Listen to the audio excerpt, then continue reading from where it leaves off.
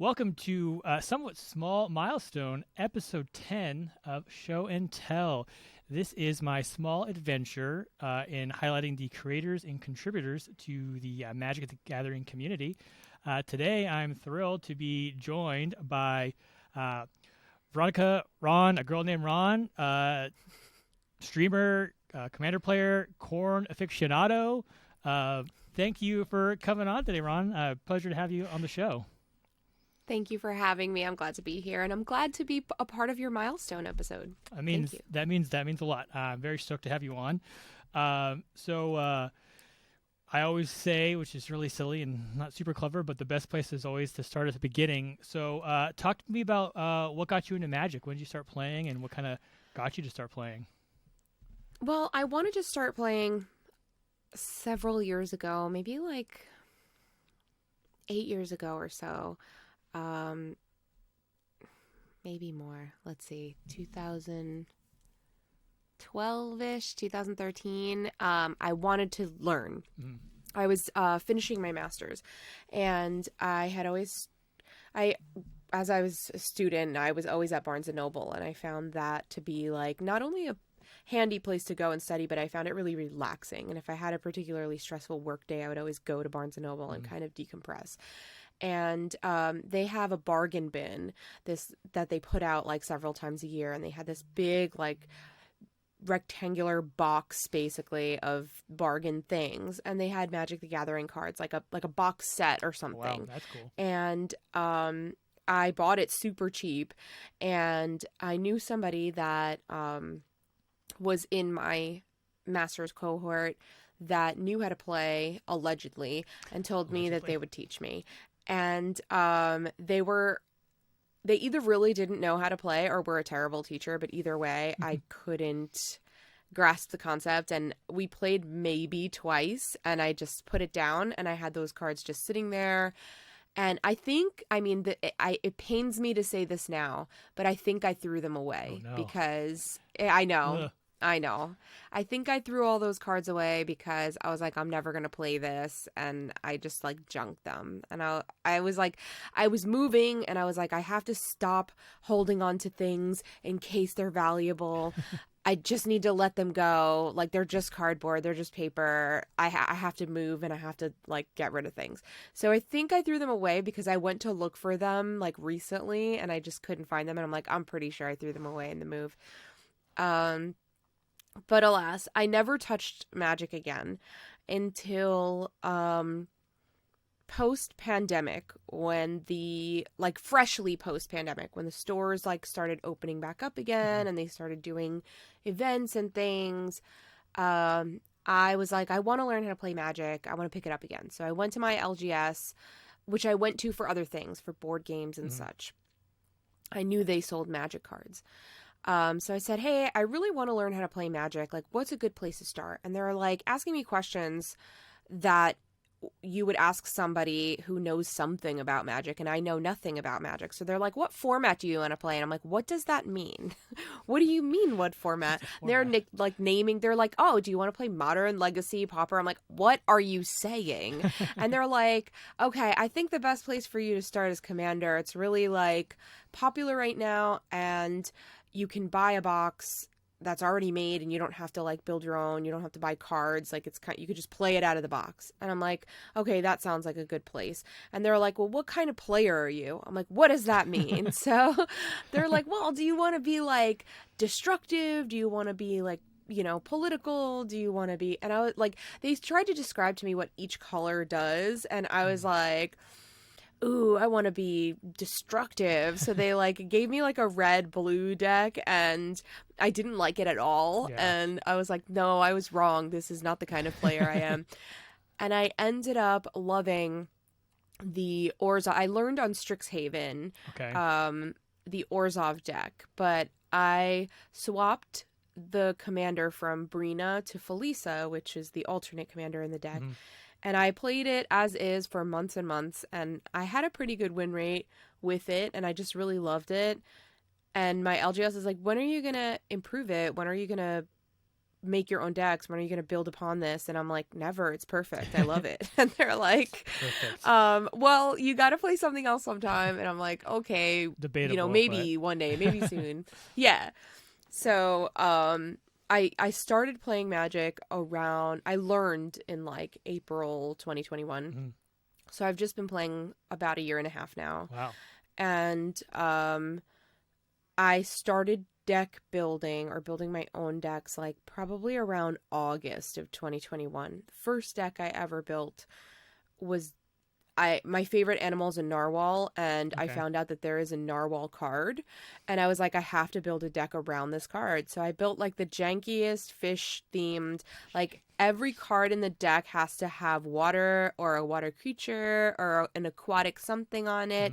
So there's like not even a soul ring in the deck because it has to have like part of the theme in the deck. No water soul rings yet, maybe. I don't know. There's a bunch of new ones in one of these days. I mean, unless I got like a custom art, there wasn't any cards that I didn't know any resources like Scryfall or anything like that. So I built it entirely with cards that were gifted to me by folks or cards that I had already in my collection.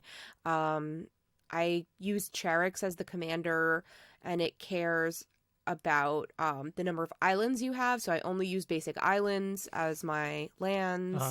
Like it's the most ridiculous deck, and it actually I played it recently just to see how bad it was compared to like decks I built now, and it wasn't that bad. And I was like, wow, like considering I went into this completely like unknowing how to build a deck, it wasn't that bad. But it's definitely due for an upgrade because I haven't touched it since I built it way back when, but it's a janky fun little deck, and it's always gonna like live on as the first deck I ever built. You always remember your first. Yeah, right. That's my first, and my second was a deck that I had become known for a while because it's so unusual. But I haven't played it in a while either, so that one's due for some light of day action soon because it's been a while since I pulled it out. But that one is Traxos. It's a colorless deck. Oh, okay. And the reason I built that was because people were like, well, now that you play Magic, what are your favorite colors to play? And I'm like, well, I've only played 3 of them ever.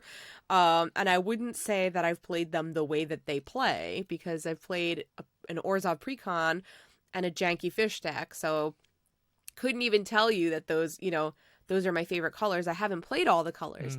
So everyone's like, well, you got to pick a color you like. You got to pick a color you like. I'm like, I don't want to. So I'm like, can I build a colorless deck? And my LGS owner was like, yeah. And I was like, I'm going to do that. And then I was like, what are the possible legendaries in colorless? And I knew I didn't want to build anything like Eldrazi. I knew I didn't want to build anything too like yucky. I wanted to build something kind of unexpected. So I built a Voltron Traxos deck who's already a 7/7 with trample. So when you add a bunch of other abilities on him, he's just disgusting. Is that the one that only untaps if you play a historic or artifact? Yes. Okay, from Dominaria, I think? Yeah. Okay.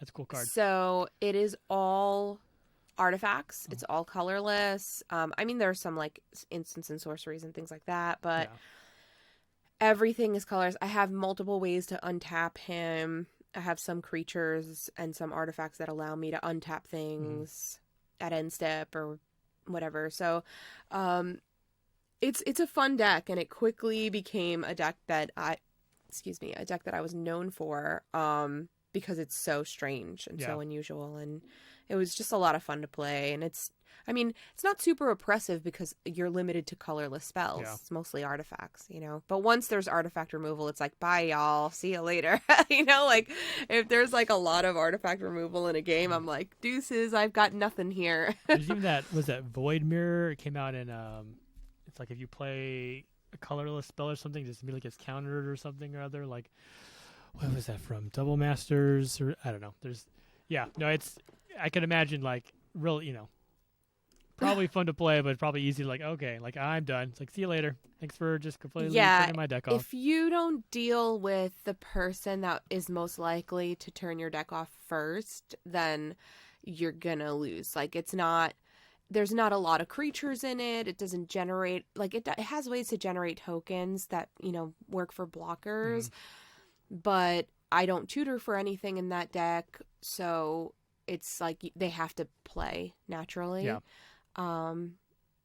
So, and a lot of my creatures are utilitarian. They do something rather than, I can use them for blockers, but I don't want to. I don't want them to die. So Traxos is pretty much the standalone creature in that deck. And yeah, he deals fast and hard commander damage, which is great, but you're only killing one person at a time, and the table quickly gangs up on you, or tries to. Yeah. So, it's a reality of playing the deck, but I do love playing it. I played it so much that I was like, I want to build other things, and I want to learn how to play other things. And, I haven't abandoned it. I still love it, but I paused it for a little while because it's also predictable. When everybody knows what you're playing, they know what to bring to the table to combat it. So I gave it a break. That's cool. Yeah, I've played Magic for a while, like, gosh, since too long, 24 years. Played a long time, but I always was like I always joke I'm a sidewalk player. I learned to play at lunch in my junior high. And like, I got into Commander because Commander for me was like always how I played Magic, like kitchen table. You just jam a bunch of cards together or what have you. So I have a bunch of Commander decks, but a lot of it was like I find a Commander I like, go on EDH Rec, probably throw together a deck that I kind of thought was interesting. But I've found that the more as I get into like personal, like, okay, I have an idea for a deck, like I'm more drawn to more of the, I guess, like the janky, like, ooh, could I make this work? Like I'm trying to build, there was a card in Dominaria United, the new Rona, Disciple of Phyrexia or Disciple of Gix, something or other. And it's basically like every time you cast an instant or sorcery, every opponent loses one life. So I'm trying to literally, I can enunciate, build a deck that's all just one mana cantrips. So it's just like, play an opt, draw a card, do 1 damage, and call it Death by 1,000 Needles. Actually, it's going to be called. That's fun. It's going to be called Death by that scene in Avengers: Infinity War where Doctor Strange is being tortured by something. So it's really, it's funny, right? It'd be a ridiculous name, but that's the plan. So we'll see. I'm going to try to get it. I love that. Put it together, but like I feel like that's kind of the fun of Commanders, like these kind of like out of the box strategies, which you wouldn't see in anywhere else, really. Yeah. So you started with Commander. It's funny because I always said I think. I had heard initially the initial wisdom was like starting with Commander is like the worst place to start because there's so much going on. And then I was always a proponent of like, no, I think you should start with Commander because you just kind of get exposed to so much magic initially. But now I don't know if I still believe. I have a coworker who just got into Magic like 2 weeks ago. He comes up to me and he's like, "Hey Drew, do you know like you play Magic, right? Have you heard of you?" I was like, "Yeah, I play a little bit, So we've been playing. I dabble.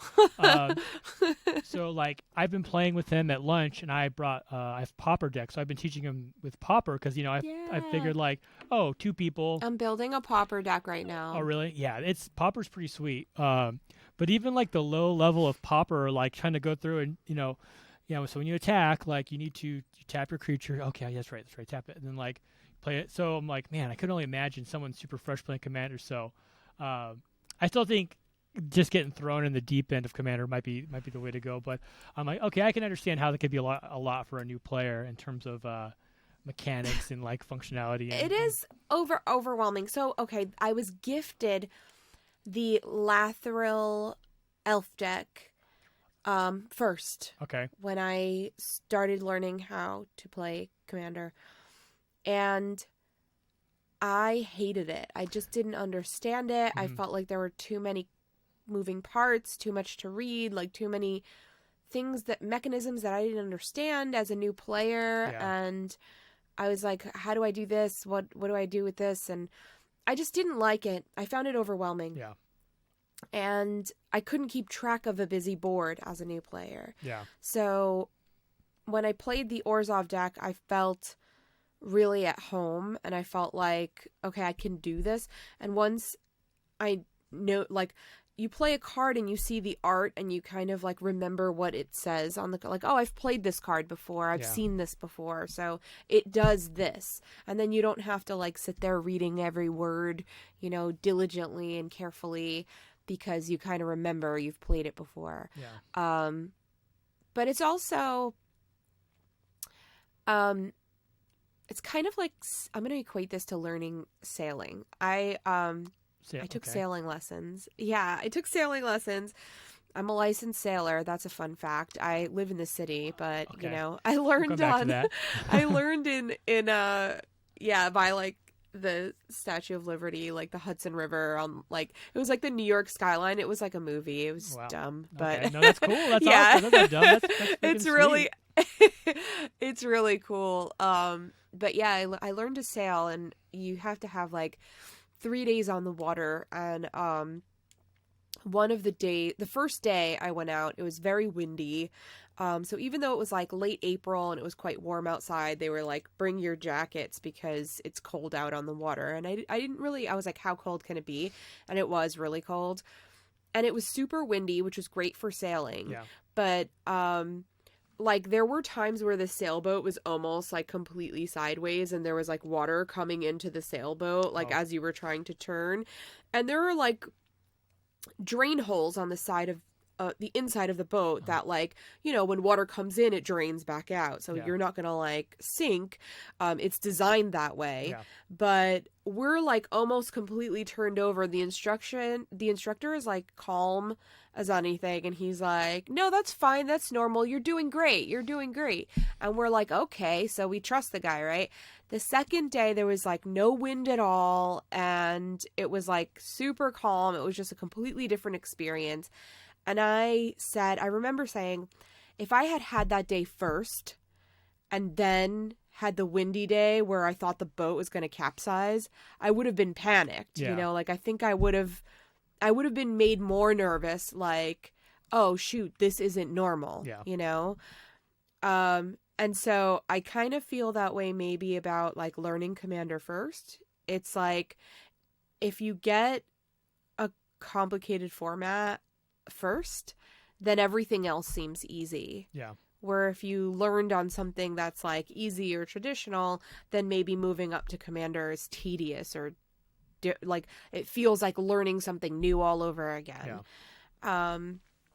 I remember taking forever to learn like combat and how to block and like what would kill my creature and what wouldn't. So even though I was learning Commander, I downloaded Arena just to learn how to attack and block and practice, because when I'm by myself, I had no way of practicing that. So I used Arena to practice like getting familiarized with blocking and attacking. But otherwise, I didn't play any other formats while I was learning. Yeah. Arena has definitely been a great tool just to learn how to play the game at its like core level. Yeah. I play a lot of historic brawl on it. It's really all I kept saying, like, one of these times I'll jump back into like standard or something, but like it's the economy is a little sus, as the kids say, but I've played enough where like my brawl decks are like fun enough and I can kind of get by. But yeah, in terms of just like learning how blocking the phases and everything, I definitely think Arena is a great tool for people interested in playing the game, especially because you can essentially download and play for free. Just the basic intro lessons, or playing against Sparky or whatever. So I have to laugh because one of my guilty pleasures is Below Deck with my wife on Bravo, and they have a sailing yacht one, and like when they go sail, when they get wind, like the ship is like on its side, and all the employees are like hanging on, grabbing glasses or whatever, and the captain's just like, it's like, yeah, this is sailing, like super into it. So that made me laugh. Like, it's like, oh yeah, when you're sailing, like you are sailing, you are going. Yeah. So. And that's a good day, but I think I would have freaked out if I had that as a second day. I was grateful that like it was presented as normal and it was my first experience. Yeah. Yeah, definitely. So you are, it's pretty impressive really, because you are, when it comes to being new to Magic, you are pretty new magic in the grand Yeah. scheme of things. So I got to say, it's very impressive seeing kind of your rise into community. I know you've been a guest streamer on a lot of different kind of EDH commander pods, but now you kind of are a streamer yourself, hosting your own pods and all that kind of thing. What's been like jumping from like going on someone's stream versus like hosting your own stream with people? So I guess so. All right. When this past December, early January, the pandemic was on the rise again, and because I teach, we were told after the Christmas break we weren't returning to school, that we were going virtual for 2 weeks in January. And I said, okay, great, we're closing again, you know. So I started to worry that the LGSs would also close. So I started learning. I didn't even know what Discord was at the start of this year, in January. Excuse me. So I started going on Discord, and I was like, what the hell is this? I was calling like my LGS owner, and I'm like, what's this beeping sound? What is I getting alerts? I've turned off the sound and I'm still hearing sound. Like, what's happening? And they're like, yeah, that's normal. Just ignore it. I'm like, what do you mean just ignore it? I feel like I have a notification. I don't know where it is.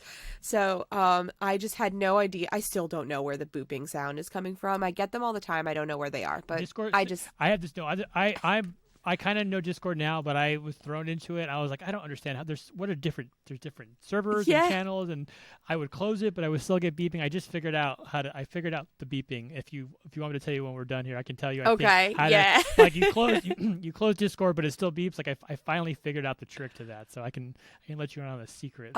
Yes, please, because I'm an old lady, so I was like, I'm now understanding like why my parents were so bad at technology, and I was like 5, and I'm like, God, it's this, you know, like. But now I'm that person. Now I'm like as old as my mom, and I'm useless at technology. I'm like, oh, I don't know. So I started getting into Discord, and I joined a bunch of Discord communities of people that I was watching, and I became super active because obviously I was on Christmas break, and then I was working from home for 2 weeks, so I had a lot of spare time, and I was super active in these Discords. And Lua Stardust was having a 1-year stream anniversary in late January, and she threw together a bunch of lovely pods to play all day, and she made a spot for one pod that was just people from her Discord. And I happened to be one of the people that she recognized because I was pretty active on there. So I got a spot on her stream pod, her stream anniversary pod, and that was the first time I was ever a guest.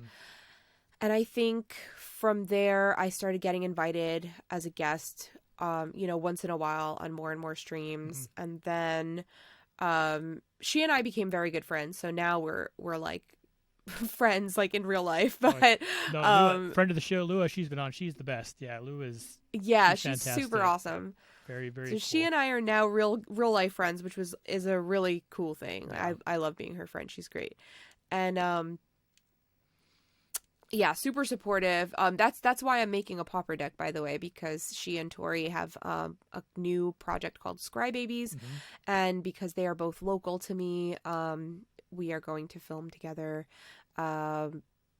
in several months. It's, there's a lot going on for all of us, but in a couple months we will be filming together, and they want to showcase different platforms, so I will be creating a pauper deck for that. So the original pauper OG, Tori, she got me. That's how I built. That's what I got into building pauper decks too, because she was on. She was like, yeah, check out this thing. I was like, I can build a deck for like $15. Awesome. Like, heck yes. Yeah. So it's funny because I've started my year with Lua and I'm ending my year with Lua, so it's full circle. Good year. This is happening like end of December, so it's perfect. It's like I started with Lua, ended with Lua. But I have to remember to tell her that. but yeah, I started getting invited on a bunch of streams throughout the months, and then somewhere around April-ish, it was really a quick. It happened very quickly, but somewhere around April, people were posting these who are your favorite content creator posts on Twitter and like tagging a bunch of people. Yeah. And I would keep getting tagged in these posts, and I'm like, I don't create content. I just appear on it. I'm like, Yeah.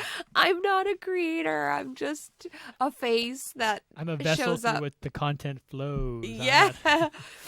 Exactly. So, everyone's like, you should like, you're so dynamic, you're such a personality that people remember because you're so like blah on stream. And and I say a lot of times what people are thinking, but like kind of too afraid to say, and I'm like, well, I don't give a shit if I say, like, can I say shit? You can say whatever you want. Okay. It's like, oh wait, we didn't cover that. No, So I'm like, I don't care. Like, fuck it, we're good. I'm like, whatever. We're all grown, and I'm not. As long as I'm not saying anything like offensive or anything, then like, why not say it? Yeah. So, I think people gravitated towards that kind of like personality and that energy, and they were like, you should make your own content, and I'm like, yeah, I guess like. I didn't want to put something out that was too similar to what everybody else already is doing, and I didn't want to step on any toes because everyone's now my friend. So it's like, I don't want to now create content that overshadows any of my friends or something like that. So I felt like I was putting out something that was uniquely me, and I also had a specific message that I wanted to work towards. So I felt like I had a good place in the community. So I said, why not? So in May, I started streaming on my own page. It was a very slow start because I just didn't have the appropriate technology, but I still wanted to kind of dip my toe in streaming every now and then. And then as the months went on, I started doing it a little bit more consistently. And then June, I started getting invited to appear as a content creator at in-person events. And throughout the summer, I've gone to like 6 different events or so. That's and awesome. I'm still going to events like every month for the rest of the year. Yeah. So I've been really, really fortunate to have networked in the right places and have been invited to and have received really awesome opportunities from being a streamer, and it's all happened really quickly. I know my following isn't super huge compared to a lot of other folks in the community, but I have had really amazing opportunities anyway, which is wild because I was always of the belief that like if you don't have a big following, you're not going to be given opportunities, and that just hasn't been the truth for me. People want to see me at events, and people have wanted me to attend panels because they know that I'm not going to be shy in answering questions or presenting, my feelings to a crowd. And that is valuable to event coordinators, but it's also not. A lot of people in the magic community are very introverted, and they're not really dynamic personalities when they're in a room full of people. And I don't mind doing that. So I think there was something about me that events really liked. And despite the fact that I had very small following, I was still a desirable presence for them. Yeah. I always tell people, well, I don't tell people, I don't talk to a lot of people because someone who has a small to zero following, which is fine. But there's always, there's always more views to go around. Like everyone talks about like, worry about, what, go out there. And I think you actually are a great example. Is like, as long as the content is good, that's really what's going to push you forward. You can make all the content in the world you want, or you can have the biggest following, but if the content isn't good, like you're not really going to go anywhere. And I think your success, definitely speaks to, not only your personality, you obviously are very dynamic, you're very funny, you're very engaging. But like, you may have a small following, but I'm sure it's a very loyal and very, great following to have. Yeah. So I think that's, it's nice to see like you could be a smaller creator and still find success with, what you're trying to do. Obviously, I think you said you were a teacher when we started recording. So you have a full-time job. So doing this on the, as a side kind of hustle or side gig, I don't want to say hustle, but like as a side sort of project, that's the kind of success I think you would kind of look for, is like if you could build like a solid following and be able to go out and like be your true self, be you, right? Go out and not be afraid to say what everyone's thinking, and being able to kind of speak up for those who maybe aren't able or willing to speak. Like, I think that's important. And I think that's for me, a big reason why I was so stoked to get you on, because I've seen that watching you and pop in, and when I lurk in streams, or just, I follow you on Twitter and Instagram and all that kind of stuff. So I definitely, I want to dump into that a little more, but I want to kind of just change pace just a little bit, because there's some other fun things I want to talk about. One, you do some D&D content, I believe you were saying, or you're working on some upcoming D&D content? Yeah, actually, I am part of a campaign that originally started as an all-girl, all-marginalized gender, and neurodiverse group. Okay. And since then, I mean, our first campaign kind of finished, and we kind of melded it into a new campaign. Some of us kept our characters, some of us made new ones. And we now have some gentlemen in our campaign as well, but it originated with just this all ladies campaign. And my DM, her name is Millie, and her account is Disadvantage Entertainment, and she is recording our campaign to be released as a podcast. So Sweet. That'll be cool. Coming out soon. Yeah. And then a fellow content creator, Shannibal, she is, she's fan. doing a one-shot. So yeah, she has this a show as well called Wooburg and Fries, and so it's fun.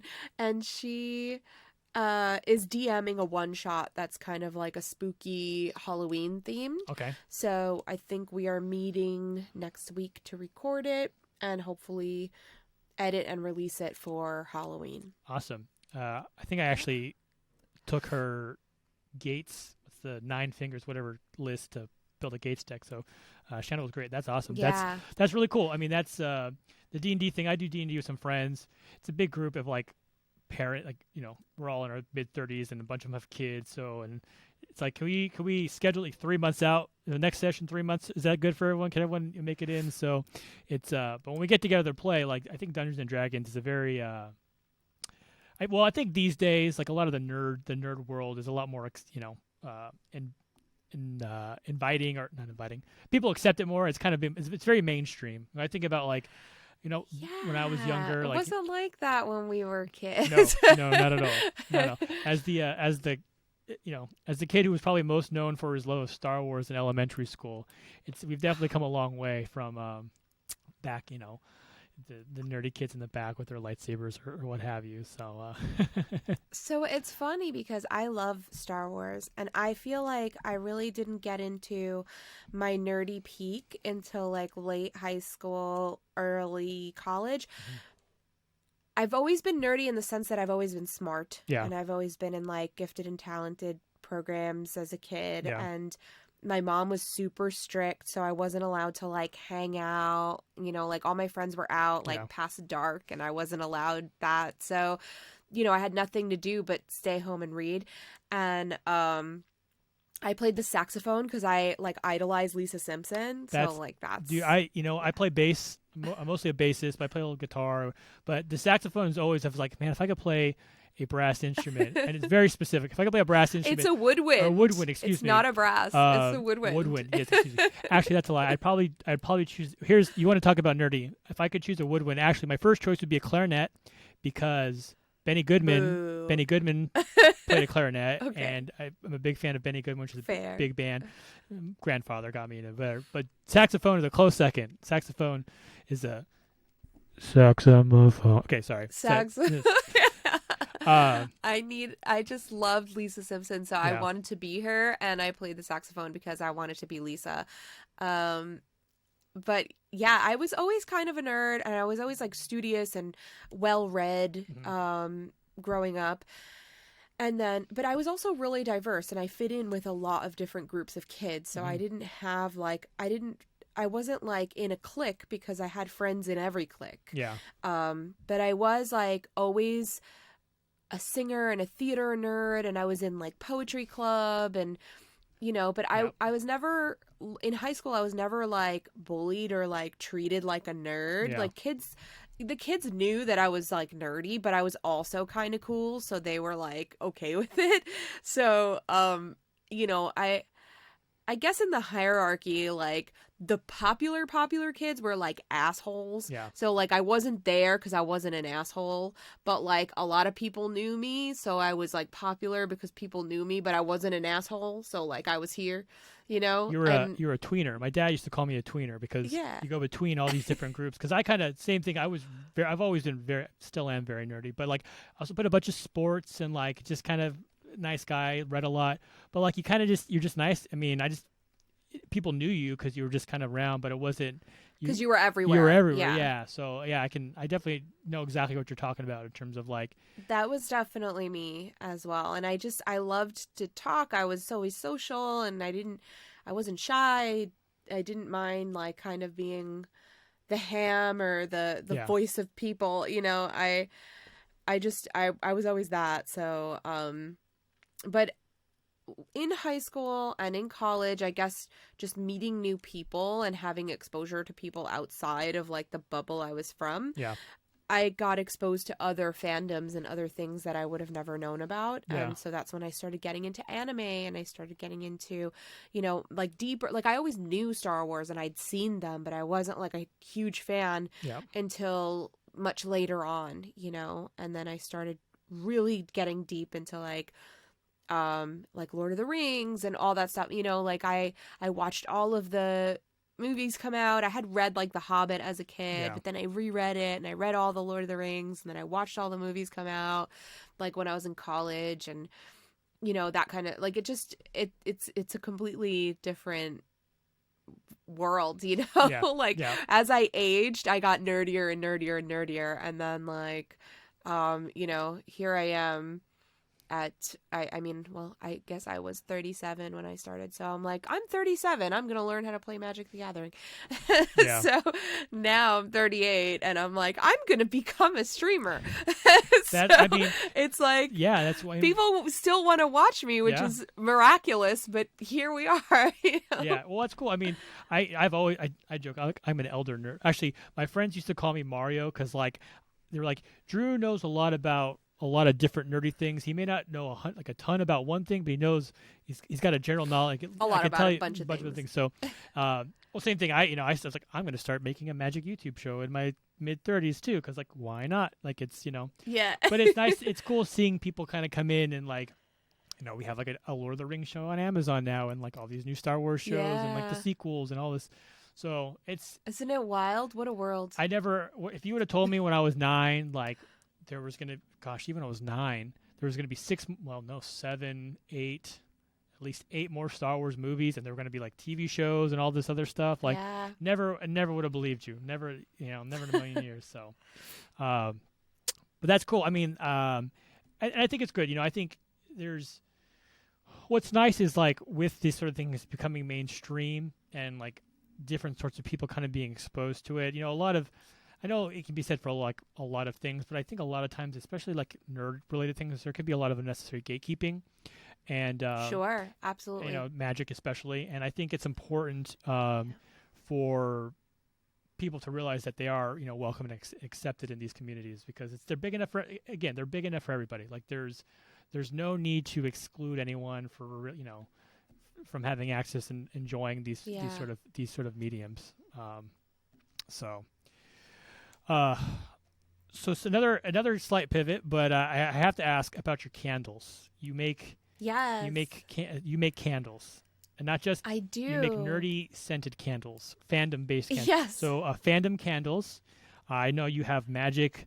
So let's start with what got you into making candles first off. Like what's that about?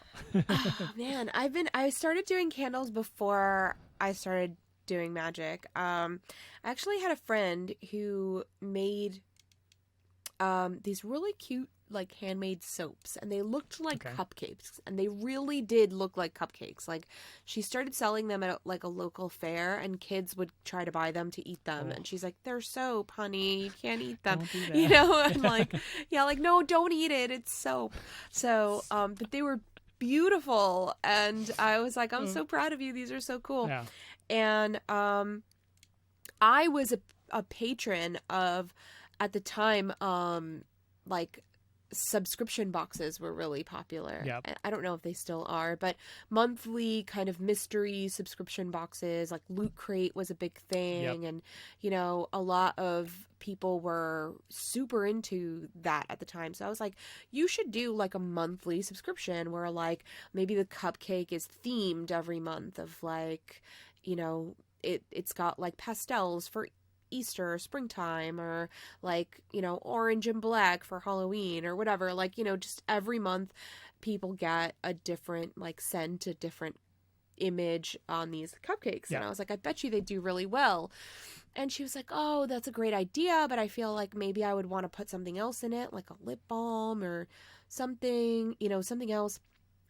And I was like, yeah, you know, I was like, you know, I could probably learn how to make candles. Like, how hard could it be, right? And then I just got it in my mind that I was going to do it, and I did it. So I learned how to make candles and like fragrance oils and, you know, stuff for like diffusers and wax melts and Yep. things that, you know, I know college students can't burn Hmm.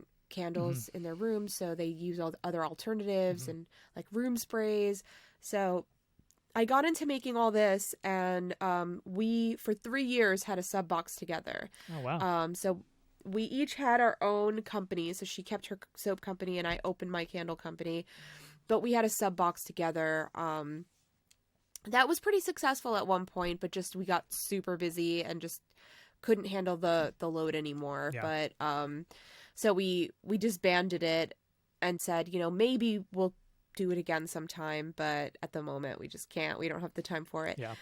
But yeah, I kept my candle company, and I decided that I wanted it to be like literary, pop culture themed, and just things that make people feel comfort and make people feel at home. Yeah. That they would want to have a candle in a room, that it's not just like out of the way or on a shelf, but displayed and something that they're happy to have in the center of the room that makes them feel good. So, yeah, I try to create scents that are appealing to people, that make sense for the fandom or what I'm representing, Hmm. and that make people feel nostalgic or like, yeah, this is a thing I really love, you know, a fandom I'm a part of, Yeah. and this is just another piece that's kind of like a rarity. You know, it's not like a super mass-produced licensed product, but it is something that's like special Yeah. by somebody who cares about the fandom. You know, like I don't often make things for fandoms I'm not familiar with, because I want to do justice to the product. Yeah. That makes sense. You know, and I want people to feel like, oh, this person knows this character inside out. You know, this person that made this candle knows the lore, knows the fandom, Hmm. you know. But I try to keep a well-rounded shop, so. Well, that's cool. So I Yeah. remember I saw there's Lord of the Rings candles, obviously kind of related to this show. There's magic, basic land based candles, which look very interesting. Do you have Yeah. of the basic lands? Do you have a favorite kind of candle you lean towards, or do you love them all equally since they're all your creations? I don't love them all equally. I tend to like woodsy and masculine smells Mhm. the most. So my favorite is probably mountain, Okay. because it's very woodsy and outdoorsy and crisp and like sandalwood kind of, you know, vibe. I probably also really like swamp, um, because I wanted it to have like a murky water smell, but not in like a bad way, but Yeah. some Swamp seems like kind it of like might be kind of difficult, right? Just yeah. inherently of what a swamp is. I wanted it to be like, I wanted it to have an element of woodsiness, but I also wanted it to be watery, but I didn't want it to be like fresh, like when you buy a candle in a store and it's like ocean or Yeah. river or whatever. It always smells like really like clean cotton or something. It Yeah. smells like really fresh, like a laundry detergent. I wanted it to be more masculine, almost like a cool water cologne. Okay. Yeah, Like, that makes sense. Yep, definitely. so when I went murky water, it smells like water, but not in the fresh way, in the more masculine way. It still smells good, Yeah. but it's got like a man tone Man, so- to it. So I like mountain and I like swamp the best, I think. Well, that's cool. They're definitely on my list. I might have to order those to give them a shot because Okay. it's I mean, it's fun. I mean, it's cool when you can kind of combine two passions, magic and candle making. I've never would have been two things that would have crossed my mind, but that's Yeah. that's why that's why we're here. So that's very cool. So there's two big reasons why I wanted to have you on. One is you're hilarious. If you're not following Ron on like Twitter or Instagram, especially Instagram, some of your I go through like the stories and like I hit your stuff sometimes. I'm literally just like laughing like at work. It's just like bangers. What's the quote from Succession? All bangers, nothing but bangers. Yes, right. Thank you. Thank you. So very funny. So I will list all your socials for people to find you at. So I highly recommend people go search you out. Thank you. But on a I guess a little more serious note is I was very impressed and interested on your work and your concentration on diversity and representation in like the magic community. So Yeah. I was hoping maybe you can kind of talk about that a little bit. Why it's important, I would say, to you and to really the game, the community as a whole, and just what do you think about maybe what people could do to be a little better or welcoming, or is any sort of maybe thoughts you may have in that sort of. And it's kind of a big. I know it's kind of a big ask. Like, what do you but just what do you think about that, and like what do you like to focus on, or what do you think what have you seen in the community and what you've been working for? Absolutely. Okay, so like I said, I'm 38 years old, so I grew up, I'm a lady of an era. I grew Mm-hmm. up, going to school in the 90s, which was a very different time, and things weren't as progressive. Like back then, like race jokes were still funny. Yeah. Comedians were doing like racial jokes and things like that, and it was just normal. So like even if like I'm Hispanic, so if there was a comedian that was like cracking jokes about Hispanics, it was like I would laugh at them because they were funny because they were true, and Yeah. it was like I never felt like, oh my God, I'm being oppressed, because that was the 90s and Yeah. that was like what was funny then, like nobody thought anything of it. But if you were to present those same comedians to like a group of kids, even now, kids that were my age when I saw them, like 13, 14-year-olds, they'd be like, wow, that's offensive, even now. So I grew up in a very different time. But even then, I didn't play Magic the Gathering then, but I saw the kids that did, and they were white boys, like it was like you if you were black or brown, you couldn't play this game because it wasn't for black or brown kids. It Yep. was like, oh, that's a white kid game. Yeah. Like, why would you want to play that? That's for white kids, And it's like that was kind of the way it was. And even though the world isn't really that way anymore, I noticed that for some folks, they still feel that, like if you're the only brown guy walking into the LGS and it's a room full of white guys, it feels like, do I belong here? Mm-hmm. And if you look at Twitter, it's rife with female players of all backgrounds, all colors, all ethnicities, races, nationalities, all folks of marginalized genders, sexualities. But I don't see all of that diversity in real life spaces. I don't see it I go to 4 LGSs. I don't see it at any of my LGSs, really. And I don't see it in competitive spaces. And when I look at invite lists to like events, there aren't many, if any at all, visibly brown invited creators. And there were at least 2 events this summer that I was an invited guest to, that I was the only person of color invited, and I'm not visibly brown.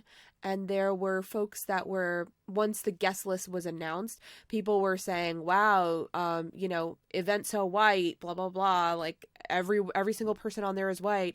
And a lot of my friends chimed in and said like, oh, Ron is Hispanic.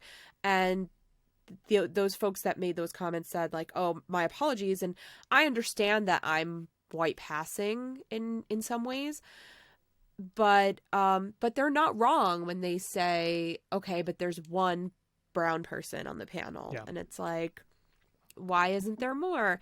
And there is an element of folks not feeling like they belong, and I think that is also because event spaces aren't making the effort to invite folks that represent the community that plays the game.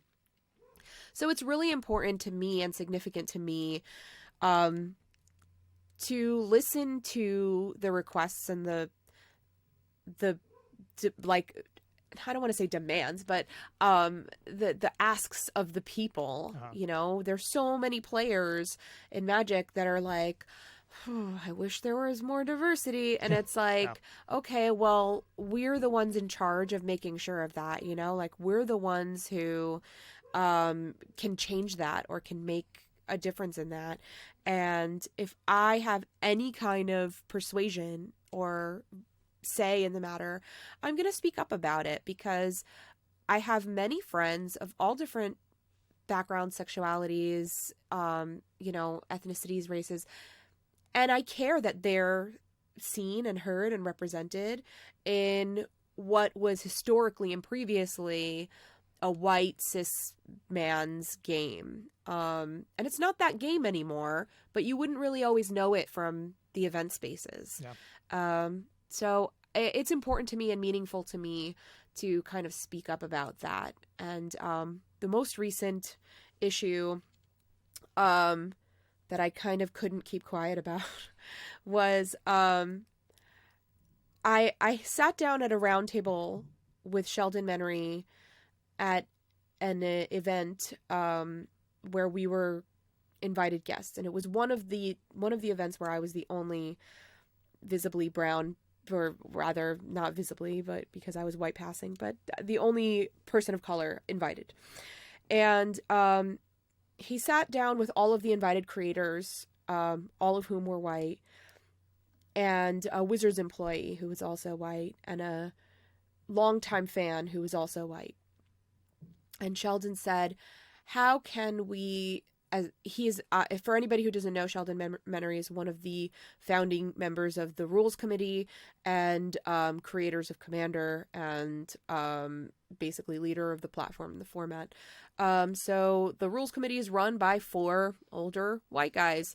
And so he said, how can the Rules Committee help content creators, aside from sharing posts and things like that? What can we do to better help content creators? And it wasn't a public panel in the sense that we didn't have microphones, but it was held in a public space where people could listen in. Yeah.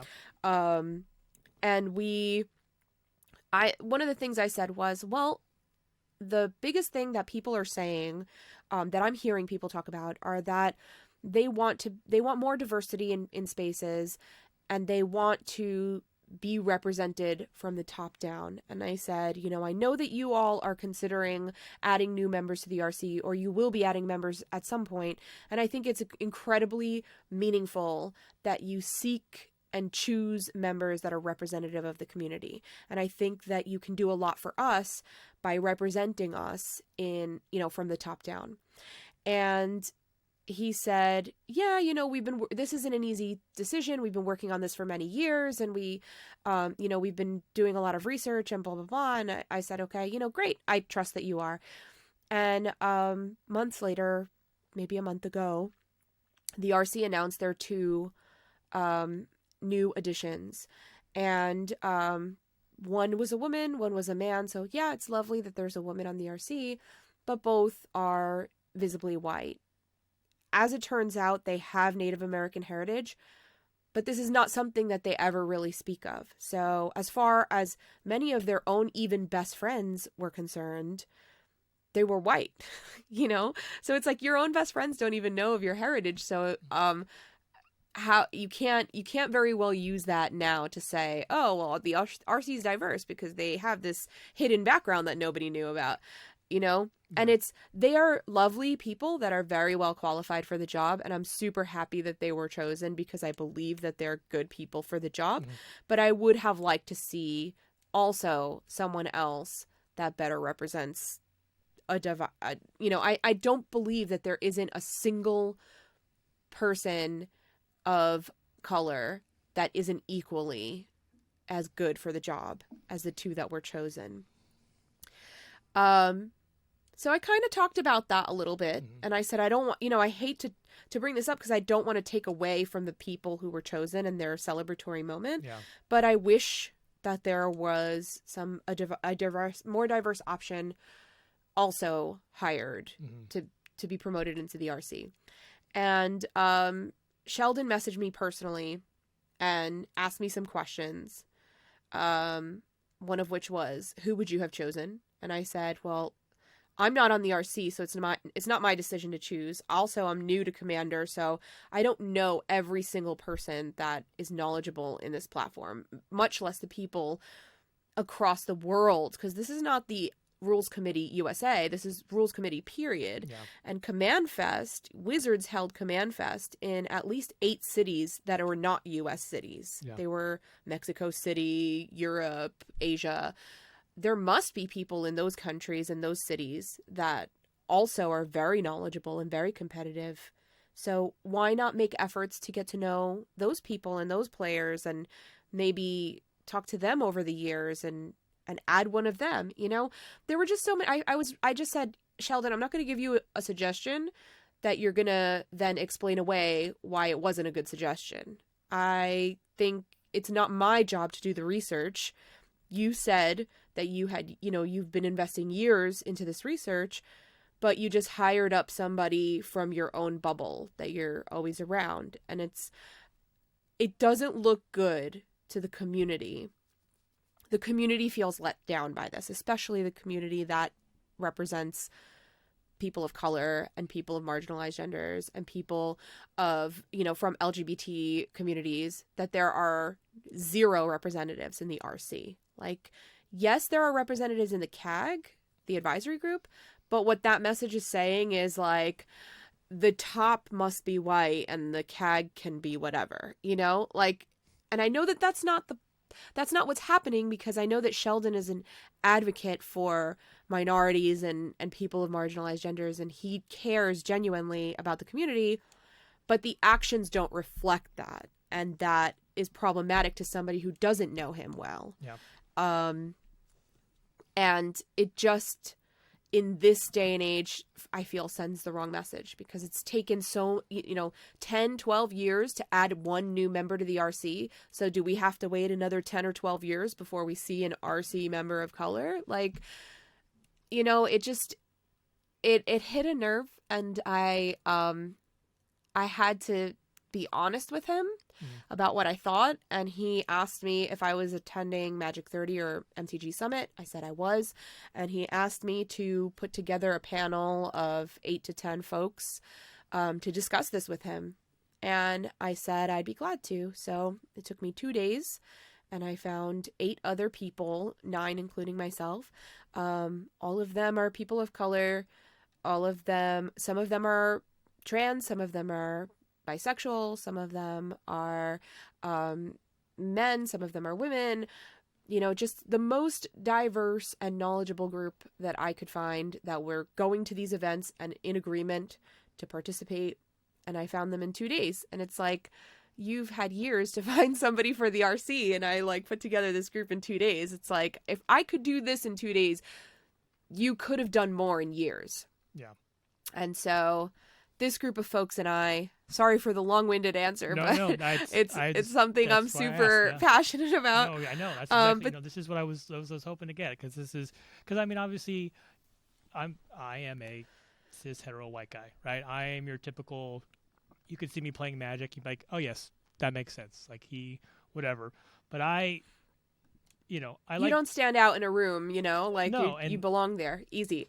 And for me, like for this show especially, the purpose for me at this show was always to highlight creators who are putting out good content, but also to express the diverseness of Magic. Like I feel like, not that we need some other white guy coming in, like, well, he's that's whatever. But like when you talk about and nothing against the 2 new RC members, they are great. They're super knowledgeable. I think they're great for Commander. And right. But like, there's nothing to say they couldn't have gone further and added. Like, why did it only have to be 2? Could they have added 4? There could have been. I mean, there's probably plenty of people on the CAG that could have added that would have made a huge difference in the visibility. And that's what. And like, people talk about like, well, shouldn't you hire the best person for the position? Which is true, but representation matters in a game, especially a game like Commander, that is the most popular format in Magic. Like, it makes a difference when you can see someone who like looks like you and you can relate to them. There's an experience there. Like, I will never probably ever know what it's like to like not see myself represented somewhere, right? I'm everywhere, all the heroes or all the thing I've ever been to. Oh, there's like, there's Luke Skywalker, there's Aragorn, there's there's Jace, right? There's Gideon, there's never been for me an experience where like, oh, like, yeah, like that's, I can, you talk about escapism. I think the best thing I ever saw, talking about like the importance of escapism and like why it matters, like it's for everybody. I think people, Amanda Stevens, very big advocate for diversity, trans rights, all that kind of stuff, wrote an article about Teferi and like the disruptive student, I'm pretty sure that's her, and like people talking, well, it's just a card game, like you're ruining my card game. It's like, well, it's not just your card game, like it's escapism, but it's escapism for everyone. So like, if it's making certain people feel uncomfortable, like there's a problem there. It's not white people escapism, it's fantasy for everybody. So right. And I don't want to take away from anybody else's experience to better anyone else's. Like, I'm not saying in any way like, let's get rid of white people. Like, obviously it's we're not trying to shut somebody else down to rise somebody else up. No. We're just trying to give folks opportunity and visibility, because frankly, the players they're tired of hearing all of their news and all of their rules coming from people that don't represent them. And I think it's important that if you want people to take the RC seriously and to trust the RC, the word has to come from folks that look and feel and sound like them. And so that's including white people and including straight white men. And it's like, I don't want to take away from anybody. I just want to give opportunity to more people. And I, for example, I think Rebel was added to the CAG just weeks before the RC announcement. And I would have been, I understand if there's like a hierarchy or a moving up process, but if they had just skipped over that process and said, hey, Rebel's in the RC, I would have been thrilled with that. I think Rebel is a fantastic choice, and I would have thought that was a good move on their part. But that's not what happened. They gave Rebel a position on the CAG, and they moved up 2 CAG members, and even though they have an extremely diverse CAG, the 2 members that they happened to move up were both white. And that was a disappointment to me, because I feel like there were a lot of options, and this isn't the first time they've heard this message. And especially because, not just from me, and I don't expect my voice to be the only significant one, but I know for a fact that this isn't the first time they've heard it. But one of the things that I did mention in my roundtable with the other content creators, when I was talking to Sheldon, especially because there was a Wizards employee there, I said, Wizards has made extreme effort to diversify the characters in their lore and on their art. They have trans characters, they have gay characters, they have black characters, they have characters that are, Latinx inspired. A lot of like Atla Palani is very Aztec-y inspired, and there's a lot of characters drawn by Brazilian artists that you can tell are dark skinned but maybe Afro-Latino inspired, and just beautiful efforts have been made on Wizards' part to hire diverse artists, to showcase diverse art and diverse characters in lore.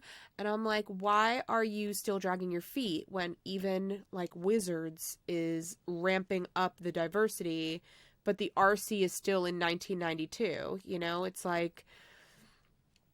I think it's time to keep up with the audience and have somebody that represents people, because people want to hear from people that look and sound like them, and you're not taking that request seriously, in my opinion, by the choice that you made. So this was a big, I can't say that I'm super surprised, but I am still disappointed. I was hopeful that a different choice would have been made, and that's not what happened. So I'm looking forward to this conversation during Magic 30. I've asked my group consent to record it, so that hopefully I can edit it and put it out in a meaningful way, so that a larger audience can hear, as a fly on the wall, what happened in that room that day and what was talked about. I just have to consent. I have to get consent from Sheldon once we lock down our time frame. But if everyone is okay with it, I'm hopeful that we are going to record it and release that conversation, and hopefully it'll bring clarity to more people and that shared my opinion and disappointment. So yeah, I will say, to at least not complete, I don't want to say we've been piling on their seat, but at least they have been open for this kind of discussion. It could have been nope, we've made our decisions, we're good. So they're totally. And I think I can imagine it's not an easy position to be in. I agree. So there's a lot, but it's just. And you're never going to satisfy everyone. No, there's always going to be somebody who's got something to say, and I understand that fully. Yeah. But on the surface, it looks like a lot of effort wasn't made, especially because, when you are in the content creator community, who's friends with whom. And it's these people that are always seen at events together, these people that are always on each other's streams, these people that always talk with each other and at each other and things like that. It's who's closer to each other than others.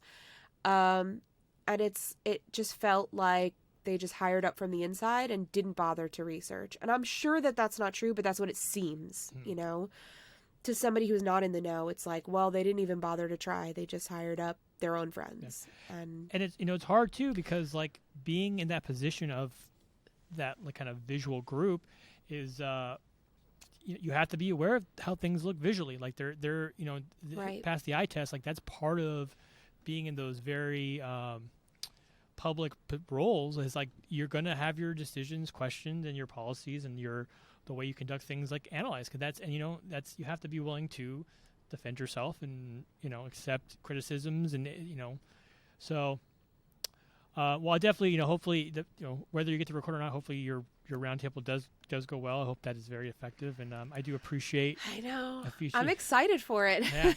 Well, so Magic 30, that's going to be at Magic 30. You said, so obviously you're going to be at Magic 30. Very cool. I am. And I believe you have the Creator Summit right after in Utah, correct? It's 2 weeks after. 2 weeks. Yeah, in Salt Lake City. That's funny. I was very excited. The Creator Summit, I get one Magic thing a year. Vegas is close enough where I can drive, but the Creator Summit is shaping up to be pretty. Looks to be pretty exciting. A lot of big creators there. It looks like it's going to be pretty fun. Magic 30 will be Magic 30. I'm sure it'll be fun. Some interesting decisions by Wizards and the way they've kind of decided to roll out the event, but it is. We are still finding interesting decisions, yeah. even now. Yeah, but it's it's still Vegas. There's still karaoke and whatever. Yeah. Keep joking with I think our mutual friend Veggie Wagon. Probably gonna.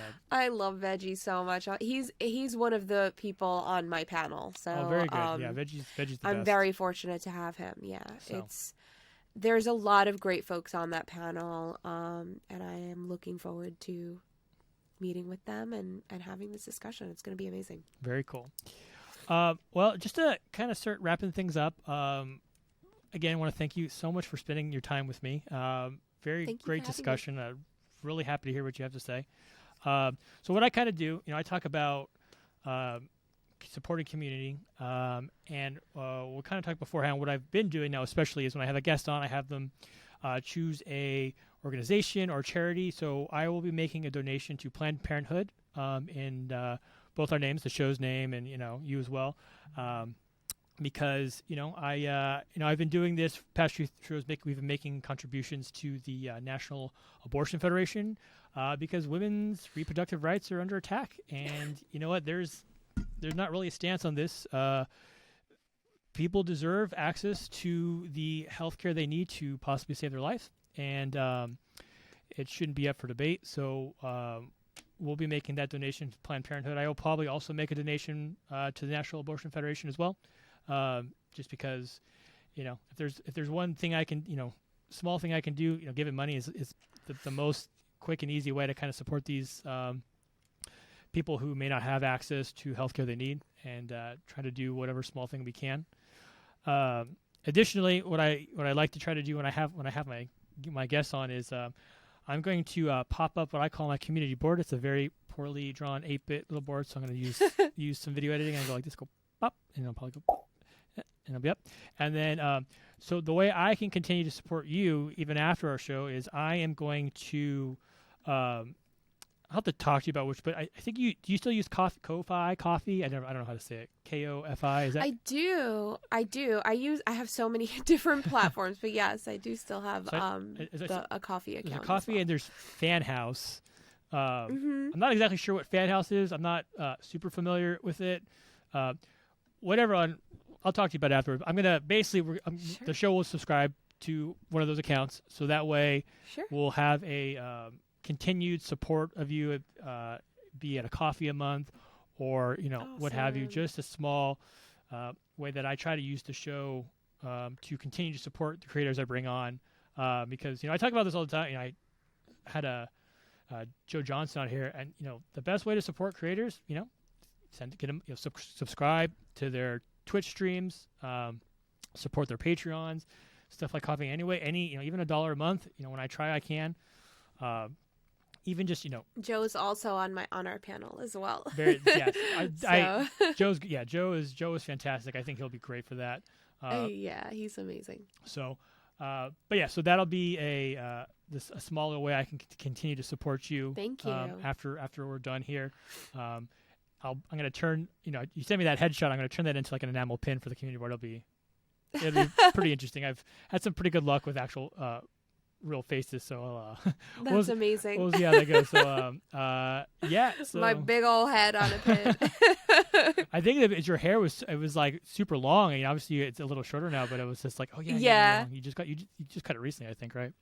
Yeah, recently. I'm actually due for a cut. But it's great because on during Magic 30, I'm going to be cosplaying Ashnod. So oh, that's right. It's like I have the perfect haircut for it, and it the art came out after the haircut, so I was like, this is amazing. So I was like, now I have to. Serendipitous, yeah. Well, I will be at Magic 30, so I'll have my camera. I usually been trying to take portraits of portrait photographers. Maybe we hope we can get a game in. I'm gonna have some secret swag I have ready to go for Magic 30. Cool. For all let's see, I've had 10 people on, so all 10 people who know me, I'll have some stuff to give away. Yeah. Awesome. It's cool though. I'm actually really happy with what I have. So hopefully some people want some stuff. So, Ron, again, thank you so much for joining me. I hope you had a good time. I had a great time just talking Magic and talking about what you're kind of doing for the community. I think you're doing very good work, and I hope you continue to be the dynamic voice that will say what people may be thinking but are not willing to say. Thank you. I hope so. I know that kind of energy can rub people the wrong way a little bit. So I've been really, really grateful and fortunate that everybody's been very supportive, and I haven't had too many people wag their finger at me yet. This is not an invitation.